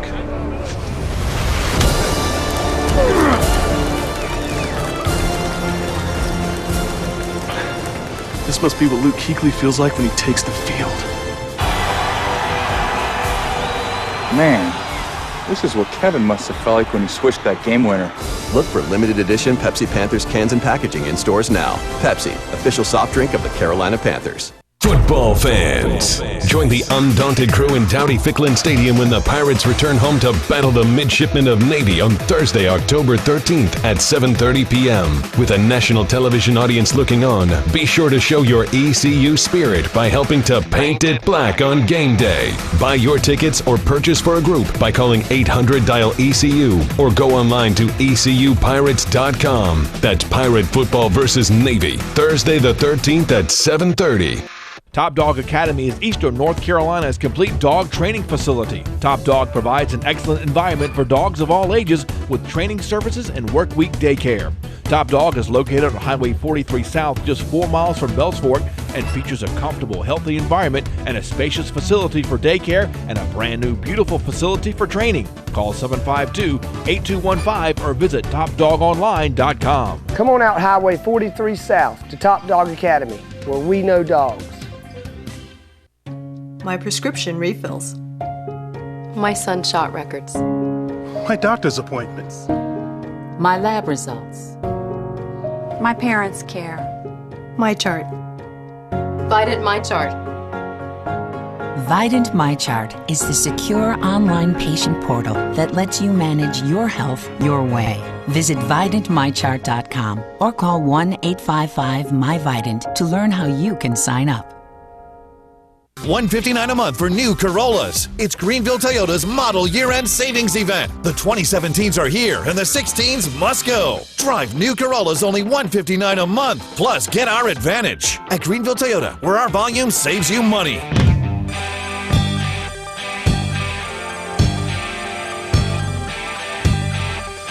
Okay, back on Talk of the Town at 27 after 8 o'clock. And again, if you have information to share with us about power, about any danger people have, or road closures and those kind of things, feel free to call us, 252-561-8255. Governor McCrory is scheduled to be on with us in just a few minutes. We're going to get to Matt for some news headlines as well. Mike Riddle, who is one of your folks over at WITN. He's your operations manager, is that right, at WITN? Just emailed me and said, US 264 between Greenville and Farmville is open. There's no closure at Mazingo Road. Highway 264 alternate from Farmville to Greenville now has a barricade up on it just past US 13. Where is US 13? It's the road that goes to Goldsboro. Oh, that's right. Yeah. Right. Yeah, I hit that this morning. Yeah. He says, I saw westbound traffic continuing on 264 past Wesley Church Road, which is the turnoff off 264 into Farmville. Eastbound had to exit at Highway 121, but saw westbound traffic on road coming from direction of Highway 258. So it sounds like 264 from Greenville to Wilson is open going westbound for the moment, but again, it's probably going to end up flooding. Again, it's just too early to tell. 28 after 8 o'clock. Let's check some news headlines. Governor McCrory will give us an update, and we'll give him an update on what we just got from Tony here. Of course, Tony, if you just missed Tony Cannon from the Greenville Utilities, the question about whether this is going to be as bad as 99, I think the answer to that is it likely is going to be very close to what happened in 1999. So prepare yourself for that. And the difference is I think the city of Greenville and Greenville Utilities is much more prepared for it than what we had in 1999. No changes in the football game Thursday night as of yet. Jeff Compher, I'm sure he and Chancellor Staten and others are going to be discussing that today. Of course, they're going to have to discuss it with ESPN, and we'll keep you apprised. Listen in this afternoon with Josh Graham at 5-7 on 94.3 The Game or Tom and Sadie here on 103.7. All right, let's go to the news desk now. Matt Engelbrecht, who's been working all weekend on WITN, keeping people updated on what's going on, back here on radio with us again this morning. Matt, you've had a long weekend. Thanks for being here this morning. Yep, long weekend. Certainly got another long week ahead, not only at WITN, but most of the residents here in eastern North Carolina having some problems because of the flooding. We're going to be with you for the entire event here at WITN, but also just everywhere. This is East North Carolina. So we start off looking at some of the damage from this weekend. East Carolina University sent out an ECU alert yesterday at 6:03 in regards to the damage left behind by Hurricane Matthew. Over the weekend, the school says they are continuing to clear the campus after the damage from the hurricane and the impact of flooding in the area. The alert stated that they will make an announcement by 2 p.m. today about the status of classes for Wednesday at the university. The ECU is on fall break Monday and Tuesday.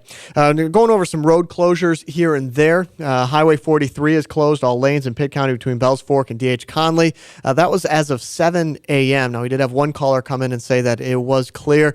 This is the kind of situation that we're having to deal with. At some times, it will be clear to go. Other times, it won't be, because obviously the Tar River is continuing to flood, and it's going to be that way all the way through our Tuesday and Wednesday. And speaking of which, I just wanted to pass along some information about the Tar River at Greenville. After Floyd went back and looked at the inundation between different levels with the tar. Currently, it's at 19.22. Again, 19.22. At 20 feet, water will flood several homes near the river. Will begin to flood town commons and adjacent areas in the city of Greenville. Many acres of farmland flooded. At 22, which is what we're expecting later on Tuesday, at 22, water will overflow into the city of Greenville. Several secondary roads will also flood. Some homes along the river will flood. Evacuations will be needed. Water will begin to flood the Tar River Estates and Beach Street villas next to the river. That's at 22. By Tuesday morning, Tuesday afternoon, into Tuesday night, we'll get up to about 24 feet with the tar. And this is Tuesday night. By that point, devastating flooding for all areas adjacent to the river and tributaries. The water will begin to flood the Pitt-Greenville Airport. Water will overflow into the city of Greenville. Nearly all major roads county-wide will become flooded and or impassable. That's at 24 feet, and we're expecting to be near there by Tuesday afternoon, if not Tuesday night. Henry? All right, thank you, Matt. 8:32, Governor McCrory has joined us on the telephone now, live from Raleigh. Good morning, Governor. How are you? Good morning. It's a very busy morning. We just had a breach in a dam in Lumberton where we're going to have real issues with probably over 2,000 people. So we've got a lot of emergency rescue crews out there, but it just shows this. Matthew left into the ocean a long time ago along with CNN and everyone else, but Matthew's still here in North Carolina, and we've got life and death situations going on as we speak, and I'm proud of the people of Greenville and that area. You're going to get hit hard during the rest of the week. I've been in constant contact with your mayor during the past 72 hours. The good news is since Hurricane Floyd, we can tell by models on which exact areas will be flooded, which buildings and structures will be flooded at certain levels. So your local authorities should know exactly what areas to evacuate and when, and we just want them not to wait too long.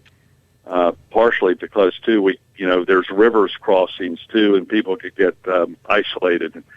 So there are a lot of issues going on right now. We've got it's a big swath of area that we're dealing with along the Tar River, the Neuse River, and also Cape Fear rivers, where we're having major communities be flooded at this point in time. We're having some water issues, drinking water issues. We're having some environmental issues. We're having our center's been in operations now about 4 days, 24 hours. So I remember when I compared this to Hurricane Hugo 3 days ago, a lot of people thought we might be exaggerating. Hurricane Floyd. When I compared to Hurricane Floyd 3 days ago, a lot of people thought we might be exaggerating, and now we might have underestimated this. But it is close to Hurricane Floyd, no doubt about it. And we're breaking records of rivers overflowing even beyond what Hurricane Floyd did. The difference here is the water came so quickly, and you're going to be getting hit by a lot of the heavy rainstorms that occurred in Raleigh and Johnson County, and that's what's different between this and Hurricane Floyd. The water upstream It's not prolonged rain. It was just intense rain upstream, and now all that's coming down. Governor McCrory on the telephone with us. First of all, I want to thank you for you're exactly right. You were on television constantly warning people that this could be a lot worse than people thought it was going to be. I think those people saw that model of the storm turning out to sea. I know I was one of them that thought, well, maybe this isn't going to be so bad. But as it turns out, it was a lot worse than it hit North Carolina a lot worse than anticipated.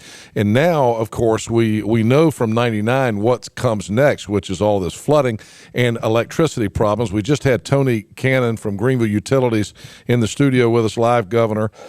And, you know, he's concerned. Greenville right now is okay, but there's a power line from Duke Power that comes through Wilson into this part of the state, that if that thing gets breached in some way, we're going to have even bigger power problems. And there are already people in Washington, Aden, who are looking at 3 or 4 more days without power.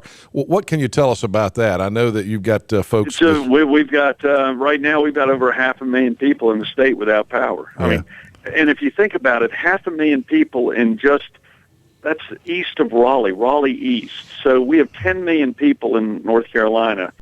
If you have 500,000 residents without power, that's well over 1 million people. That's 10% of our population, probably 20% of the population in the East. Yeah, that's a lot of people, and it's a very dangerous work to get these powers. So we have still people in Fayetteville. We still have 50 to 100,000 people out in Raleigh as we speak right now. Have you talked to the Duke Power folks about? Are they bringing people in from other states? Oh, absolutely. We're bringing in people from other states for both the utilities, for swift boat rescues, swift water rescues, the guards. We're bringing in more people in the guards, so they're being deployed as we speak. The good news is a lot of the beach areas do have floodings, but it's not life and death flooding at this point in time. You know, it's not. But although the Cape Fear River, we have one town above Cape Fear that's going through a massive flooding right now. Windsor is being flooded as we speak for the second time in 2 weeks. The dilemma we had, real quick, and I might have to leave it shortly, but the model did not predict it coming in North Carolina, although we were always ready in case that model changed. But when the model stayed over Georgia and came up through South Carolina, the inland thing, we knew we were in trouble. Very similar to Hugo when it came inland, but the difference is the rain, and the rain was so massive, and that's what hit Fayetteville and came up through Fayetteville, Dunn, Lumberton. Lumberton's getting just obliterated right now with the river and with breakage of dams, major neighborhoods. And so I encourage the people in Greenville and that entire area, Farmville, Greenville, all Tarboro, be ready for power outages. You're right. I mean, be prepared. I hope it doesn't happen, but you better be prepared and get your supplies. And it can be prolonged power outages. I wish I could give you better news, but it's not. And if you're in an area that flooded during Floyd, you're probably going to flood now. And be ready to get out. In fact, if you ought to get out now and get your things in order. Evacuations already happening along the river here in Greenville and all up and down the Tar River. Tar River, of course, very low on the north side, and the Greenville Airport is on the north side, and we've already Greenville Airport is not going to be. I mean, it's definitely flooding. Yeah. Greenville Airport's a serious issue right now. Yeah, no doubt. So that's not going to be operating, and it's going to be underwater. I know. You got other things to do. Now's the time to get out. You know it's coming. Why are you waiting? And I just want to encourage your people that if you wait, you're putting rescuers at risk, and you're putting yourself at risk. This water is very dangerous.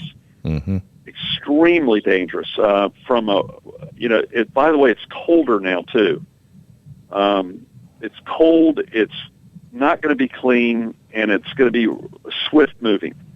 And it won't look like it, but it will be. And do not drive your car. Almost all the deaths have been people driving through roads that are flooded. And drowning in a car is not the way a person should go. Yep. And do not go. We had people literally go through barricades and make that decision, and it ended up being deadly decisions in other parts of the state. And that's tough. I just encourage you, don't do it. Yep. Don't even think about it. Don't go, well, I got a 50-50 chance. You're talking about life and death now. And not only that, but you're talking about someone having to go save you. Right. And if it gets to be nighttime, that's where we're most concerned because you can't see. Yeah. All right, Governor. Thank you. I don't mean to be much. dire, but we're trying to save well, lives. You're warning people as you have been since Thursday. So people need to listen to you. That's for sure. And most of the loss of life have been people who decided to go on. Yeah. Sadly.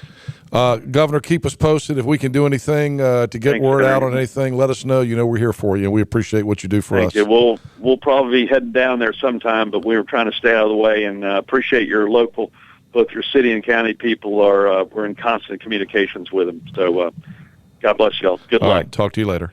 Bye-bye. Governor Pat McCrory at 8:40. 20 minutes in front of 9 o'clock. So you've heard his warnings, and if you do live around the river and potentially if it flooded, I think the biggest thing he said there, Matt, was if it flooded in 99, it's going to flood again. You need to prepare for that. That's for sure. All right, 20 in front of 9. Let's get a break in. We'll come back. More talk of the town. If you want to get in, if you got information to share, 252-561-8255, 252-561-8255. We'll be right back. Eastern North Carolina's truck headquarters is East Carolina Chrysler Dodge Jeep. We have over 100 new Rams in stock. That's the largest in Eastern North Carolina. If you're in the market for a new truck, now is the time.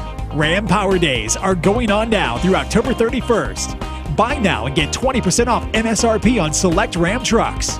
East Carolina Chrysler Dodge Jeep. Can see it. Across from the Cracker Barrel in Greenville. That's a tough shot. You're right. Can't bear to look.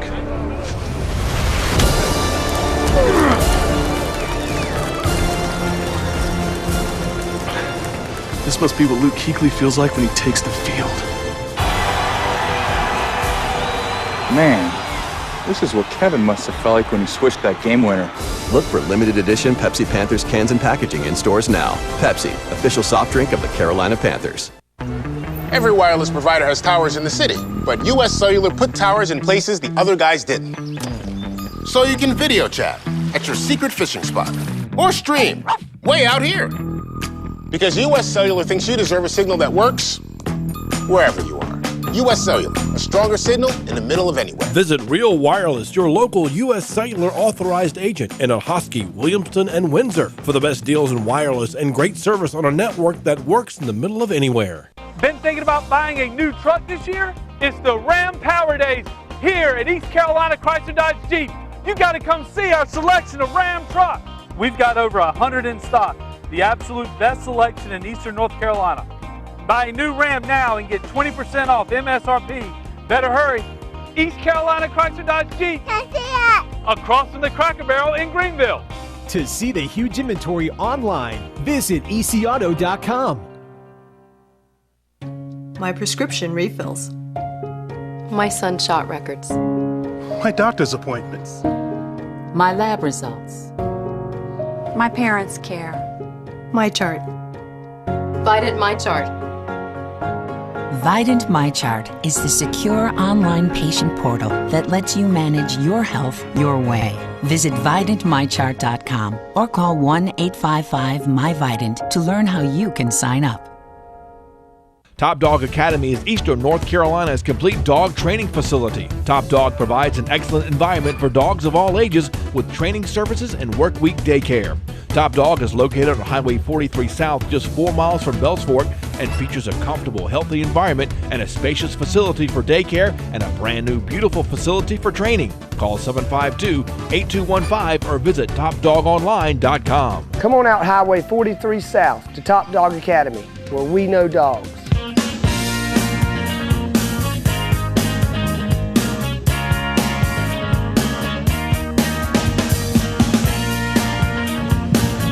Talk of the Town brought to you in part by the Tire Realty Group and Property Management Team, the official real estate team of the ECU Pirates. If you're thinking about selling your home, you should definitely hit up Homer Tire and the guys at Tire Realty. They've got hundreds of buyers ready to buy right now. They have so many buyers lined up, and they're so confident they'll sell your home that they will promise you their 99-day guarantee, which, of course, is unique. Tire Realty will guarantee to sell your home in 99 days. Or they'll put their paycheck on the line and sell it for free. How many other agents are willing to put their money where their mouth is? Sold in 99 days or it's free. And don't forget, Tire Property Management is also looking for great rental properties right now. Tire Realty Group's marketing system's on a whole different level than the average agent in Pitt County. They spend thousands every month in marketing to get your home sold fast and for the best and most money possible, get you the best deal. And working with them doesn't obligate you to a thing. If they're not doing their job, they'll let you out of the contract free and clear. Call the only agents I would call if I had to sell my home. Call Tire Realty Group today, 758-HOME. That's 758-4663 or 99orfree.com. That's 99orfree.com, and then start packing. 7:45 if you're with us for the first time this morning, or you didn't hear that interview with Tony Cannon or Governor McCrory, let me recap some of the things that we have learned here in the last few minutes on the show. And again, if you would like to call in and have information for us, call us at 531-9840. Tony Cannon at the top of the hour has indicated that the Greenville Utilities power plant on Mumford Road, which is just adjacent to the Tar River, is flooding and will continue to flood. Now, this was the major power plant for Greenville in 1999 that flooded and cost the city about 4 or 5 days of, was it 3 days maybe? I can't remember how many days we were out without power, but it was a significant number of days in Greenville without power, just as Washington is experiencing and Ayden is experiencing right now. But Greenville so far, no major issues, although he said about 800 customers had been without power in Greenville. But the big issue in Greenville is flooding of the Mumford Road power plant. And the Greenville Utilities folks have been working nonstop to reroute power to other areas of the city, including the power plant, which is located near the hospital out near McGregor Downs Road. They have successfully done that at this point. And they also have made a deal with Dominion Power coming out of the Tidewater area to take some power from there if they can do that. There apparently is a line into Greenville from Dominion Power that has not been used in years, and they are working to test that line to see if they can actually get power from that area north of here if indeed they need it. The big issue is the power line coming from the Sharon Harris nuclear plant, which, of course, is located over in Apex, which sends power into Greenville on a line through Wilson. And Tony Cannon indicated to us that there is concern. That is kind of the fail-safe line. If that line is somehow breached, there is going to be major power issues in Greenville, and you need to be prepared for that. Now, they're not anticipating that happens, but he says it could happen. So as a result, you need to be prepared here in Greenville. The other issue, of course, is flooding, and flooding continues to be a problem throughout the area. We continue to get reports of flooding in all directions in and out of Greenville. And again, for those of us who were here in 99, you might remember there was no way in and no way out for a couple of days. And that is going to be the issue again as the Tar River continues to rise, because the Tar River, of course, kind of surrounds Greenville up through Rocky Mount and through Tarboro, Princeton area, which totally flooded in 99, you might remember. And you could, if you're in Greenville and you have to get out of town this week, you could have a problem. The other thing about getting out of town is you got to get back in town, and that is a question right now. So that's kind of a recap from the interview with Tony Cannon. As far as the governor is concerned, the governor breaking a little news when he got on right as he got on with us about 20 minutes ago. Governor McCrory just announced that there has been a dam breached in Lumberton, which has put about 2,000 people in jeopardy. and they have emergency crews heading to Lumberton as we speak. Apparently that's just happened in the last hour, right before he got on the air with us at about 8:30 this morning. So a lot still happening. Of course, when you walk outside, and right now, Matt Engelbrecht, it's a bright, sunshiny day. I just went out to the coffee pot, and it's the great irony of this is that it's a beautiful day out there. It's going to be sunny all day and probably most of the week. Temperatures today are going to be about 67 degrees. It's going to be a beautiful fall day, but there's just no denying that there are more problems coming. And the governor was talking about it, that floodwater. And not only is it dirty, you should stay out of it. It is cold, and overnight tonight, temperatures getting down into the 40s, possibly the upper 30s. May get to the upper 30s Tuesday night into Wednesday. Yep, still a lot of issues to be concerned with. So, folks, please take care. All right, let's get a break in. We'll come back. Again, if you got anything for us, any information to share with people. Frank just texted me and said that his son had to go to Fountain from 264 and then took 222 to link with 264 yesterday. So, of course, that could change. That could change because it's always constantly changing with the floodwaters rising right now. If you got any road conditions to share, if you got any information you need or you want, if anybody is in danger, call us, 561-8255. That's why we're here. Got about 10 minutes of the show left, 561-8255. We'll be right back. Brand new Camry SEs, $199 a month during Greenville Toyota's model year-end savings event. The 2017s are here and the 16s must go. Camry SEs only $199 a month. Plus, get our advantage at Greenville Toyota, where our volume saves you money. Every wireless provider has towers in the city, but US Cellular put towers in places the other guys didn't. So you can video chat at your secret fishing spot or stream way out here. Because US Cellular thinks you deserve a signal that works wherever you are.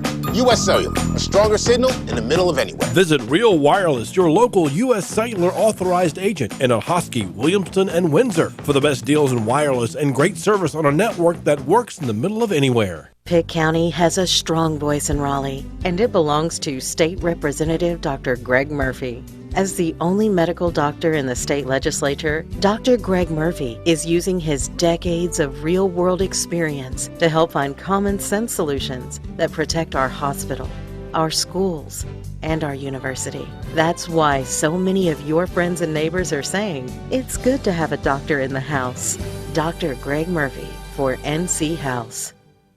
Football fans, join the undaunted crew in Dowdy-Ficklin Stadium when the Pirates return home to battle the Midshipmen of Navy on Thursday, October 13th at 7:30 p.m. With a national television audience looking on, be sure to show your ECU spirit by helping to paint it black on game day. Buy your tickets or purchase for a group by calling 800-DIAL-ECU or go online to ECUPirates.com. That's Pirate Football versus Navy, Thursday the 13th at 7:30.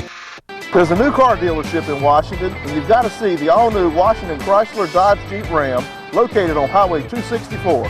I'm Matthew Sessons, General Manager at the new Washington Chrysler Dodge Jeep Ram. We're proud to provide Eastern North Carolina with a state-of-the-art facility, a huge selection of new cars and trucks, and a reliable service department. Stop in to see us for Ram Power Days and get 20% off select Ram trucks at the all-new Washington Chrysler Dodge Jeep Ram and WashingtonChrysler.com. That's a tough shot. You're right. Can't bear to look.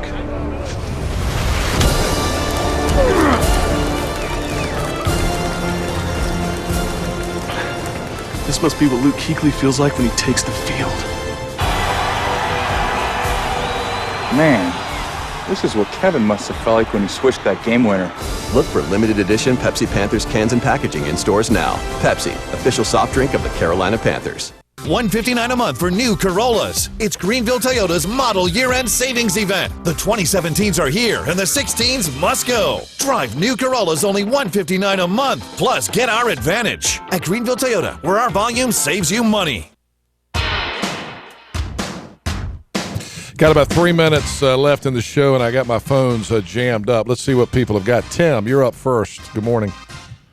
Yeah, Henry, just for the staff that may not need to get to the hospital. Yeah. 43 at this point is straight. There's no water on it. 43 south or west? 43 headed north toward Tarboro. Tarboro, okay. So 43 to between Greenville, Tarboro open at this time? Yes. All right, Tim, thank you for that. Let's go to Corey. Good morning, Corey. You're on the air. How are you? Good morning, Henry. And I just started listening, so someone may have already given this information. I was trying to get back into Greenville last night late, and it was really bad. But I was able to get through Wilson and get to because 264 was closed at one area, but I was able to get back further down. And when I got to Farmville, it was closed off. But if you get to Farmville and you take the where it's not blocked off and go to Snow Hill, or not the Snow Hill, but to Hookerton, like you want to Cutter Creek, right? And you make a left, that'll bring you right into Kinston, and you can get back on Highway 13, which brought me back into Greenville. It took me about an hour and a half to figure that out. Yeah, it was frustrating. Yeah, but it was wide open through Hookerton. Cutter Creek. And of course, Corey, that was last night. Conditions are changing because the waters are rising. And I looked at that. It was. You're right. It was. So that's why I didn't know people. That was the only way to get back in Green. Right. All right. Thank you, Corey. And Michael, you came in from Wilson this morning. And what was your route from Wilson to Greenville? I took 264, and it was a route you had to go through. You had to go through 301 and a couple other changes. And Farmville, you had to go through Farmville. So. Right. It was blocked a little bit on 264. The short version is if you go out of town, you may not get back in town. Correct. Allison, good morning. You're on. How are you? Good morning. I just wanted to throw it out there that if you are out and around in an area that's not suffering, go ahead, stop by your local grocery store, pick up a flat of water, Gatorade, whatever, drop it off at police and fire stations because they're going to be called to go into those areas. And it'd be nice if they had some provisions going in, just something to help them out. And if you happen to be going through an area that's been hit and you see a lineman or a public servant, hand out some Gatorade, hand out some water. Yeah. Promise you they don't have time to go to the store themselves. No doubt about it. Thank you, Allison. And I want to mention when Tony Cannon was in here, David Hollinger from Texas Roadhouse called and wanted to talk to Tony and said, let me know if I can feed your guys. So, David was stepping up and saying, look, we're not open at lunch, but if you need to bring them by, we'll fire up the grill and feed them. So there's if people are, this a lot of times this brings out the best in people. And, we saw that in 99 and everybody just hang in there. This will last about a week and then we'll get through it. God bless you all. If you need anything, keep listening. We'll break in with information as it comes. Have a great day. Eastern North Carolina's truck headquarters is East Carolina Chrysler Dodge Jeep. We have over 100 new Rams in stock. That's the largest in Eastern North Carolina. If you're in the market for a new truck, now is the time. Ram Power Days are going on now through October 31st. Buy now and get 20% off MSRP on select Ram trucks. East Carolina Chrysler Dodge Jeep. Across from the Cracker Barrel in Greenville. Every wireless provider has towers in the city, but U.S. Cellular put towers in places the other guys didn't. So you can video chat at your secret fishing spot or stream way out here. Because U.S. Cellular thinks you deserve a signal that works wherever you are. U.S. Cellular, a stronger signal in the middle of anywhere. Visit Real Wireless, your local U.S. Cellular authorized agent in Ahoskie, Williamston, and Windsor for the best deals in wireless and great service on a network that works in the middle of anywhere. There's a new car dealership in Washington, and you've got to see the all-new Washington Chrysler Dodge Jeep Ram located on Highway 264. I'm Matthew Sessoms, General Manager at the new Washington Chrysler Dodge Jeep Ram. We're proud to provide Eastern North Carolina with a state-of-the-art facility, a huge selection of new cars and trucks, and a reliable service department. Stop in to see us for Ram Power Days and get 20% off select Ram trucks at the all-new Washington Chrysler Dodge Jeep Ram and WashingtonChrysler.com. My prescription refills. My son's shot records. My doctor's appointments. My lab results. My parents' care. My chart. Vidant My Chart. Vidant My Chart is the secure online patient portal that lets you manage your health your way. Visit VidantMyChart.com or call 1-855-MyVidant to learn how you can sign up.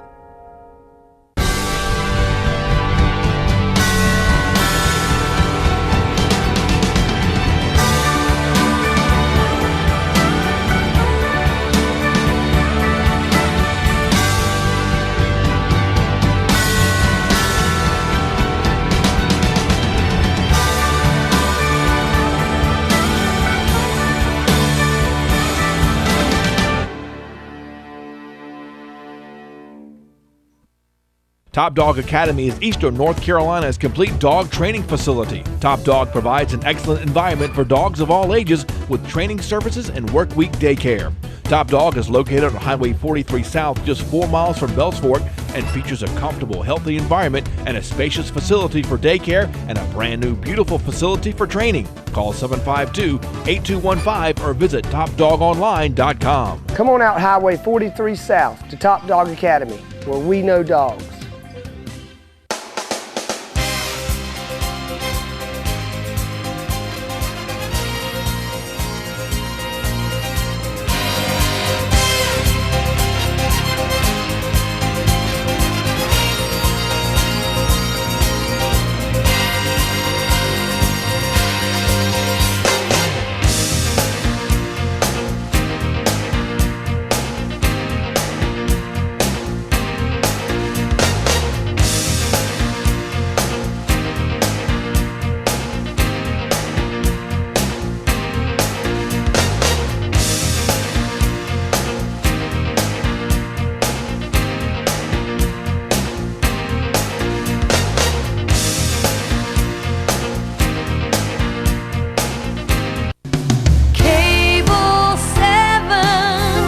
Hometown station.